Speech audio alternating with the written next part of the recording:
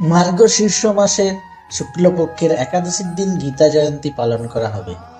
আসুন জেনে নিই গীতার এই 7টি সুচিন্তিত বাণী, যা আপনার জীবন পাল্টে দিতে পারে। 1.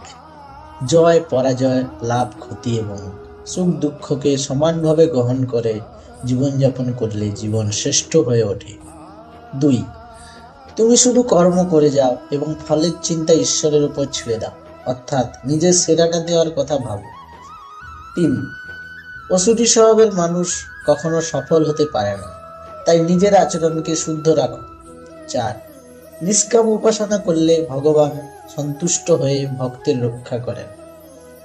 5. ক্রোধে বিবেক নষ্ট হয়, ফলে স্মৃতি বিভ্রান্ত হয়ে যায়। স্মৃতি বিভ্রান্ত হলে বুদ্ধি নষ্ট হয় এবং বুদ্ধির নাশ হলে মানুষ নিজেরই সর্বনাশ ডেকে আনে। 6. পরিবর্তন সংসারের নিয়ম। যাকে তুমি মৃত্যু মনে করো সেটাই তো জীবন। এক মুহূর্তে তুমি কোটি টাকার মালিক হতে পারো, আবার পরের মুহূর্তেই দরিদ্র। আমার তোমার ছোট বড় আপন পর মনের ভেতর থেকে এসব মুছে দাও, তাহলে সবই তোমার হবে এবং তুমি সবার হয়ে উঠবে। 7. ভীতু মানুষ সবসময় কোনো না কোনো লড়াই থেকে বাঁচার চেষ্টা করে।